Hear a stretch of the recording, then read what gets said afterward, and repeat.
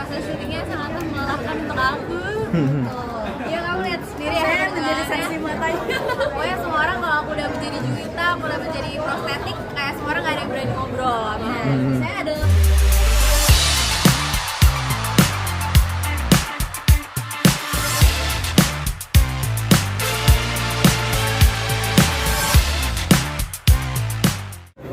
Siva, Sasa mungkin akhirnya tayang, ini bisa diceritakan dulu mungkin apa namanya story-nya dan juga prosesnya seperti apa sih? Iya, akhirnya tayang ya guys. Setelah 2 tahun ya. 2 tahun kita syuting. Bukan 2 tahun kita syuting, 2 tahun lalu kita syuting. Proses syutingnya sangat melelahkan untuk aku. Ya kamu lihat sendiri ya. Saya menjadi saksi matanya. Pokoknya semua orang kalau aku udah menjadi Juwita, aku udah menjadi prostetik, kayak semua orang gak ada yang berani ngobrol. Saya adalah pelampiasan emosi aja. Terima kasih sudah mengerti mood saya yang karena benar-benar aduh ya Allah, aku make up 5 jam, belum ngecopotnya lagi sejam sendiri, terus kayak aku nunggu tuh aku nggak bisa tertawa terbahak-bahak sama pemain lain karena aduh pokoknya perjuangannya luar biasa banget sih, jadi aku seneng banget dan excited banget akhirnya film Underdog Clouds ini tayang juga. Kalau Sasanya jadi siapa di sini karakternya? Aku jadi Yara, sahabatnya Juwita.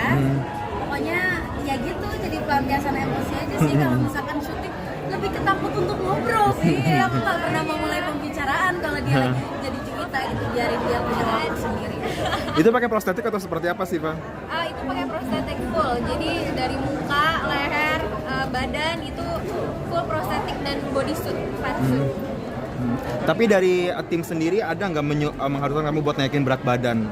Jadi memang pas aku ditawarin project ini awalnya ditanyain ada kemungkinan nggak ya kamu bisa naikin berat badan? Aku bilang aku mungkin kalau dikasih waktu yang banyak gitu, karena memang kan untuk naikin berat badan dari aku ke dengan sebanyak itu tuh pasti kan perlu konsultasi dengan dokter gizi, karena kan berubah semua sistem metabolisme aku kan gitu. Jadi aku minta waktu yang banyak dan ternyata memang waktu kita sempit gitu. Jadi dan melihat dari versi asli Koreanya pun sama gitu. Jadi emang versi Koreanya menggunakan fat food dan dia nggak emang beneran ngegemukin badan gitu. Jadi ya udah akhirnya kita memutuskan ya udah kita pakai prostetik aja gitu, karena memang kan dalam 1 hari itu gak semuanya pakai prostetik, gak semuanya kurus gitu. Jadi memang lebih efektif seperti itu. Kaku sebadan badan berarti waktu itu ya? Sebadan badan. Apa kita tuh syuting selalu di ruangan berasa yang kayak studio dingin, orang tuh semuanya kayak sampai pakai jaket, aku tuh keringetan banjir di dalam saking kayak pori-pori semuanya ketutup. Paling lama berapa jam pakai prostetik ini? Sebenarnya dikasih waktu maksimal itu sebenarnya 9 jam maksimal, karena kalau lebih dari itu prostetik itu semakin lama kan semakin berat di badan, karena dia semakin labnya kan rekatannya semakin berkurang, jadi dia akan semakin berat. Ada 1 hari dimana aku udah capek banget, itu gara-gara dipakainya udah kayak 12 jam ya kalau nggak salah, itu yang kita syuting sampai pagi. Aku sampai nangis saking aku nggak kuat, kayak itu tangan aku udah keseleo, udah kayak sakit banget, udah nggak bisa diangkat. Jadi itu Kayaknya kalau muka juga ada sisi yang crack atau iya apa ya gitu. itu. Jadi emang mungkin ada yang di CGI juga. Karakternya kayak gimana sih? Si Juwita ini dia sangatlah, sebenarnya anaknya sangatlah ceria ya, dan apa ya, unik lah, dan dia emang sebenarnya bertalenta. Cuman ya intinya filmnya menunjukkan kalau beauty privilege itu beneran real, beneran terjadi di dunia nyata gitu. Padahal maksudnya dengan orang yang sebertalenta dia tapi nggak mendapatkan kesempatan yang besar gitu untuk bisa melakukan passionnya dia karena ya terhalang sesuatu gitu. Jadi memang itu sih si Juwita. Tapi basically kalau orang mulai detailnya nonton itu sangat challenging, sangat amat challenging karena jadi kita nggak misalnya kayak 1 hari aku dipuli nih pakai prostetik fat suit gitu. Nggak, ada beberapa hari di mana aku jadi normal dan abis itu aku lanjut makeup, dan pernah kita kayak baru on cam kayak jam 12 malam baru on cam. Aku pernah tahu kayak dapat callingan tuh jam 12 malam. Terus tiba-tiba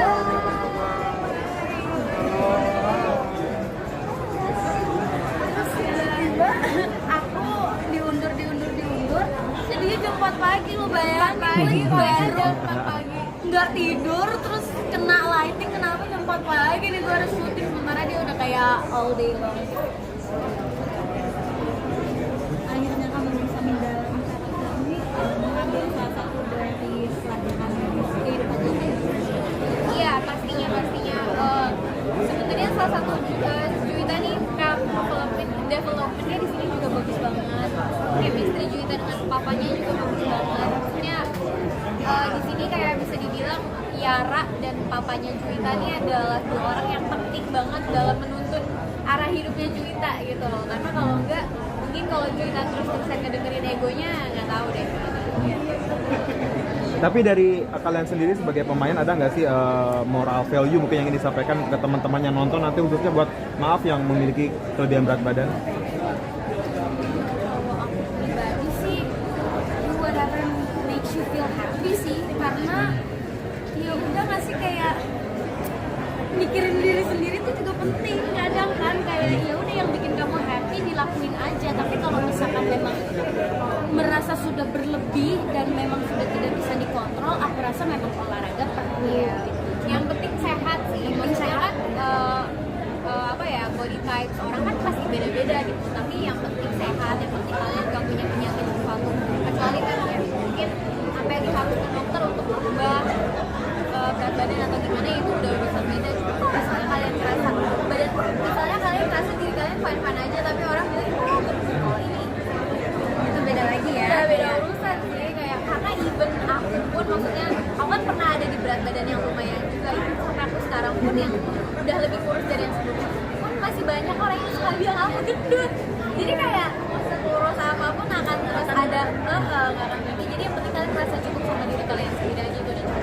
Yang penting gak kena mental aja ya. Iya, itu yang harus dijaga sih, kesehatan mental akan omongan orang juga.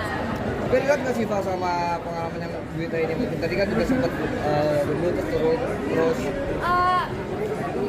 Nggak seriusnya Juwita sih, kalau mungkin yang dialamin Juwita lebih susah kali ya. Kalau aku dulu pas aku berada di berat badan yang lumayan parah dan emang bisa dibilang gendut, aku udah berada di dunia entertainment dan masih mendapatkan privilege dari seseorang yang berada di dunia entertainment gitu. Walaupun aku bukan kayak cewek yang cantik dan lurus dan lean gitu, cuma aku tetap mendapat privilege itu. Walaupun memang kayak pas aku udah kayak sekarang gitu, aku ngerasain gila ya, dulu ternyata banyak orang yang beda gitu perlakuannya sama ke aku yang sekarang gitu loh. Tapi kan ngerasain gak sih privilege gitu? Jadi ngerasain. Aku tidak menampik itu kok. Maksudnya bukan aku bilang aku cantik juga, cuma maksudnya menurut aku cewek-cewek yang ada di dunia entertainment, mungkin karena kita disorot dan jadi spotlight sama orang-orang juga kali ya, pasti kita ngerasain kok ya. Maksudnya gak usah jadi beauty, kita pasti punya privilege itu. Tapi yang balik lagi, maksudnya kan ada orang yang dimana memang terlahir memang sudah cantik gitu, tapi banyak kok di dunia entertainment yang memang melewati proses yang kayak harus ke klinik dan harus ke dokter, dan menurutnya itu gak apa-apa banget. Dan sebagai perempuan kayak dia emang harusnya kayak begitu gitu, merawat diri apa segala macam proses kok. Nggak semua aktris yang dilihat di TV atau di layar bioskop itu memang udah cantik dari sananya tuh, tapi ada prosesnya gitu, dan itu yang memang harus kita hargai. Karena capek bolak-balik ke dokter dan nguras dompet juga, itu sih yang harus diapresiasi. Tapi kalian yang termasuk yang pro buat merubah bentuk wajah atau bentuk tubuh dengan dokter kayak tadi nggak? Yang melakukan operasi plastik mungkin atau Kalau aku personally ya, maksudnya kalau di diri aku sih belum kepikiran sama sekali. Kan kalau misalnya ada temen aku atau orang yang mau melakukan hal itu, ya terserah mereka. Maksudnya kayak ya kalau mereka happy dengan hal tersebut, ya udah nggak apa-apa gitu. Karena kita nggak pernah punya hak untuk mengomentari apa yang dia lakukan, jadi bebas aja. Terus kembali ke diri aktris atau aktor itu masing-masing ya, dia pede atau tidak membawakan sebuah video itu sebagai media berperan atau dia singgah, itu hak masing-masing personal gitu. Tentang mereka yang selalu mengatakan berat badan berlebih, tapi mereka pede dan tampil dengan cantik, itu sih tidak